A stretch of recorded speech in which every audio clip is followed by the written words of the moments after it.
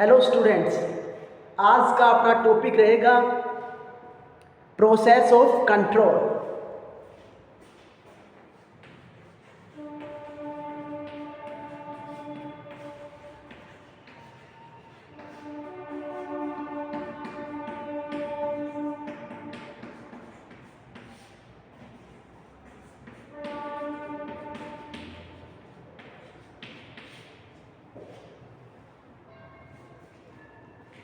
Basically process of control, नियंत्रण की प्रक्रिया। तो कंट्रोल के बारे में एक कोटेशन कही गई है कि control is useless without improvement, यानी कि आप जो कंट्रोल करते हो अगर उसमें इम्प्रूवमेंट नहीं है तो फिर उसकी कोई भी उपयोगिता नहीं होती है। कंट्रोल का बेसिकली मीनिंग होता है कि जो वेरिएंसेस आ रही है उन वेरिएंसेस को इलिमिनेट करना, दूर करना, वही बेसिकली मेन ऑब्जेक्ट होता है। तो first of all establishment of standards.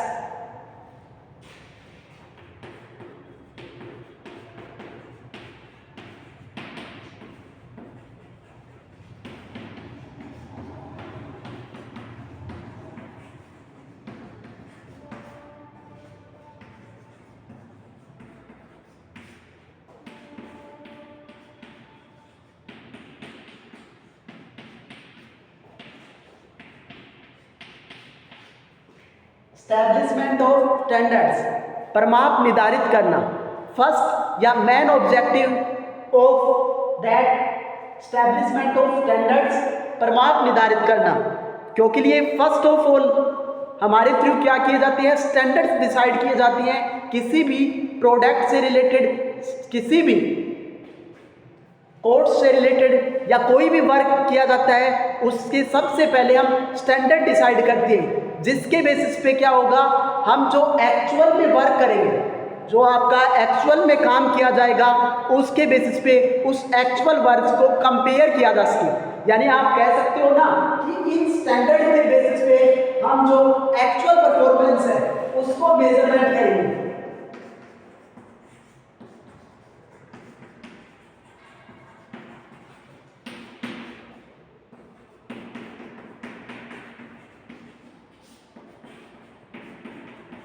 Actual performance का क्या होगा, वास्तविक निष्पादन, यानी कि आपको कंपैरिजन करने के लिए जो एक्चुअल में वर्क किया है उसको कंपैरिजन करने के लिए कुछ स्टैंडर्ड्स तो होने चाहिए। कुछ आपने जो स्टैंडर्ड डिसाइड किया है उसके थ्रू ही हम क्या कर सकते हैं, एक्चुअल वर्क से साथ में कंपैरिजन कर सकते हैं। एक्चुअल वर्क आपका अच्छा है या बुरा ये पता कैसे लगेगा, ये बेसिकली स्टैंडर्ड के थ्रू आपको पता चलेगा। यानी स्टैंडर्ड के थ्रू आपको पता चलेगा कि ये वर्क जो है बेस्ट है या आपका ये वर्क बैड है या फिर आपका सही वर्क है, नॉर्मल वर्क है। यानी कि अगर वेरिएशन ज़्यादा नहीं हुए तो आपका वर्क क्या होगा, नॉर्मल वर्क होगा। अगर वेरिएशन ज़्यादा है और नेगेटिव है तो आपका ये वर्क क्या होगा, बैड होगा। और अगर आपका जो वेरिएंसेस है वो एक्स्ट्रा है, प्लस है, पॉजिटिव है, तो आपका वर्क क्या होगा, गुड होगा। तो first of all we have to be decide the standards, यानी कि सबसे पहले हम क्या करेंगे, परिमाप निर्धारित करेंगे।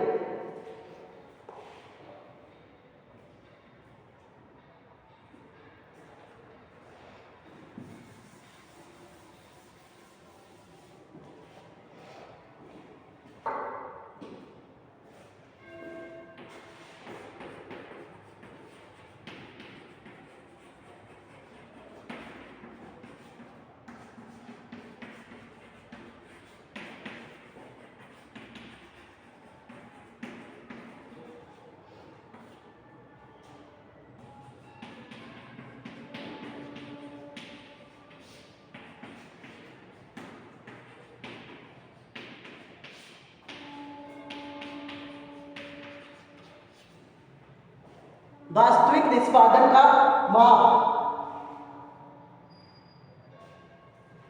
सेकंड पॉइंट है आपका वास्तविक निष्पादन का माप, यानी मेजरमेंट ऑफ एक्चुअल परफॉर्मेंस। आपने जो स्टैंडर्ड डिसाइड किए थे, आपने जो स्टैंडर्ड डिसाइड किए उसके अकॉर्डिंग आपके जो वर्कर है जो पर्सन्स हैं वो वर्क करेंगे, तो जब पर्सन्स वर्क करते हैं तो उनका एक्चुअल परफॉर्मेंस मेजर किया जाता है। इसको दो पार्ट्स में डिवाइड किया जा सकता है। First direct, second intangible.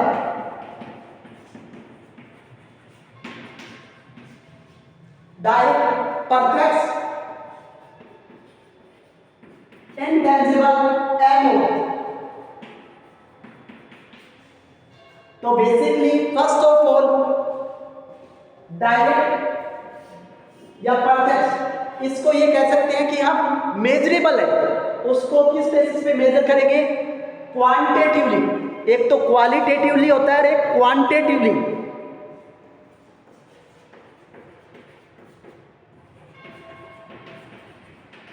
Quantitatively यानी परिमाणात्मक,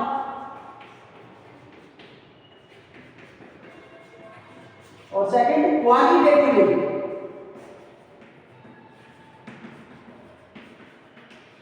गुणात्मक। तो आपने देखा भी होगा, आपका जो प्रोडक्शन है, प्रोडक्शन को हम मेजर कर सकते हैं कि जो है आपका कितने टन में हुआ, या फिर आप ये कह सकते हो प्रोडक्शन जो है वो बेसिकली मेजर टन में किया जा सकता है। ऐसे ही जो पर्सन वर्किंग करते हैं उनका जो मेजरमेंट है वो वर्किंग आवर्स में कर सकते हैं।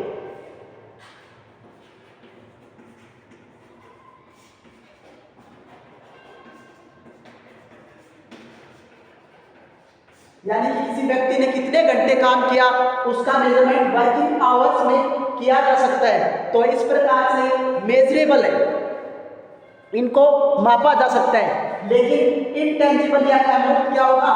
क्वालिटेटिव, गुणात्मक। जैसे for example honesty of employees, honesty of employees,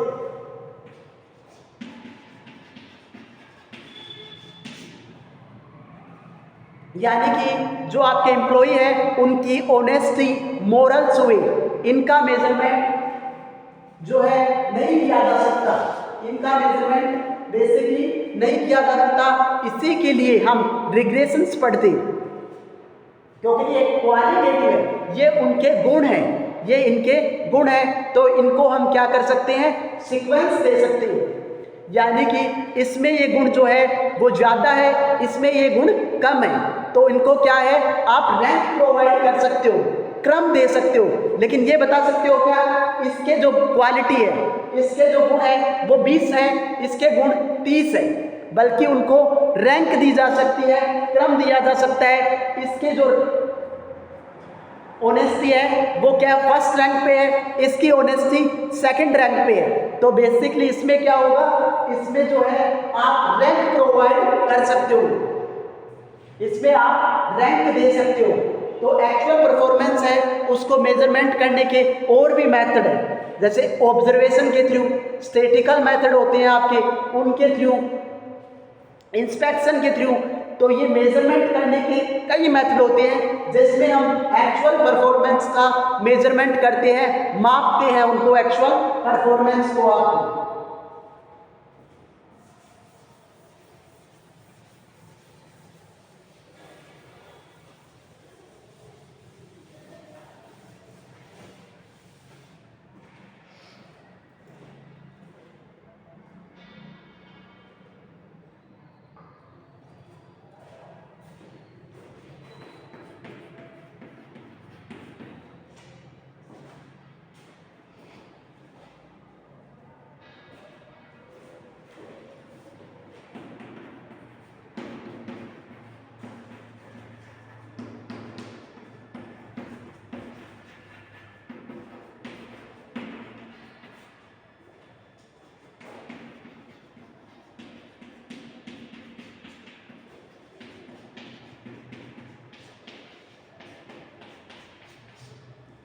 Knowing the reasons of deviations, विचलनों के कारणों का पता लगाना है, विचलनों का पता लगाना। Knowing the reasons of deviations, जब आप एक्चुअल परफॉर्मेंस को मेजर कर सकते हो और आपने स्टैंडर्ड के अकॉर्डिंग चेकआउट किया, तो इस बेसिस में क्या होगा, आपको ये पता चलेगा कि डेविएशंस कितना है। Deviations basically variations is equal to standard minus actual, standard minus actual.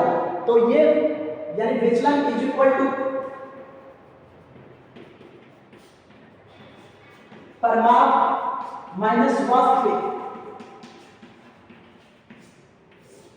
परिमाप माइनस वास्तविक। यानी कि वेरिएशंस में क्या होगा, आपके थ्रू जो स्टैंडर्ड डिसाइड किए गए थे और एक्चुअल जो परफॉर्मेंस हमने मेजर किए उनमें डिफरेंसेस चेक किए जाएंगे, उनमें डिफरेंसेस चेक किए जाएंगे। अगर ये आपके एक लिमिट तक है, यानी कि ज़्यादा डिफरेंस नहीं है, तो उसको बेसिकली हम एक्सेप्ट कर लेते हैं या नॉर्मल वेरिएशंस भी कह सकते हैं। क्योंकि लिए कोई भी ऑर्गेनाइजेशन हो, कोई भी आपका ऑर्गेनाइजेशन हो, उसमें थोड़ा बहुत डिफरेंस जो है हो सकता है, इसीलिए जो नॉर्मल वेरिएशंस होता है उसको इग्नोर कर दिया जाता है, उसको क्या है, इग्नोर कर दिया जाता है। जबकि इससे ज़्यादा, कम या ज़्यादा होने पर उसको कंसीडर किया जाएगा। यानी कि आप जो नॉर्मल वेरिएशंस है उससे कम या ज़्यादा आपका वेरिएशंस आता है, तो उसके लिए हम क्या करेंगे, करेक्टिव एक्शंस लेंगे, यानी सुधारात्मक कार्रवाई की जाएगी। और इसमें क्या होंगे, इसमें उनको सुधार कैसे किया जाए इसका एनालिसिस किया जाता है।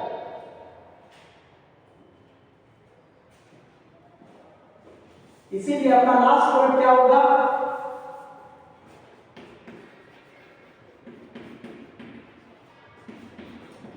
Corrective action.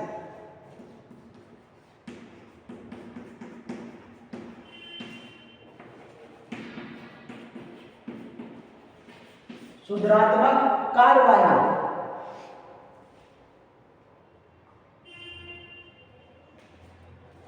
सुधारात्मक कार्रवाई यानी इसमें क्या होगा, आप जो है सुधार करने के लिए क्या एक्शंस ले सकते हैं। जो आपके जॉर्ज आर्टेली है उन्होंने ये कहा है, आपके जॉर्ज आर्टेली ने ये कहा है कि जो फर्स्ट 3 थी, जो आपके फर्स्ट 3 है, ये तो क्या है, ये तो एनालिसिस ऑफ वर्क है। जो फर्स्ट 3 है वो क्या है, एनालिसिस ऑफ वर्क, यानी कार्यों का विश्लेषण। ये आपके क्या है, कार्यों का विश्लेषण। और या आप ये कह सकते हो, और जो फोर्थ है वो क्या है, वो उसमें सुधार है, यानी कि आप इसमें क्या सुधार कर सकते हो, वो किसके अंतर्गत आएगा, वो आपके करेक्टिव एक्शंस के अंतर्गत आएगा। क्योंकि लिए मैंने फर्स्ट ऑफ ऑल आपसे कहा था कि जो कंट्रोल है वो बिना इम्प्रूवमेंट के कोई भी यूजफुल नहीं है, यानी कि उसकी उपयोगिता कुछ भी नहीं है। अगर आप कोई भी इम्प्रूवमेंट नहीं करते हो तो उस सिचुएशन में उस कंट्रोल का कोई भी वैल्यू नहीं है। तो बेसिकली जो हमने वेरिएशंस चेकआउट किए थे, जो आपने वेरिएशंस चेकआउट किए थे, उसमें हम क्या इम्प्रूवमेंट कर सकते हैं, क्या सुधार कर सकते हैं। इसीलिए हम क्या करते हैं, प्रोसेस यूज करते हैं कंट्रोल का।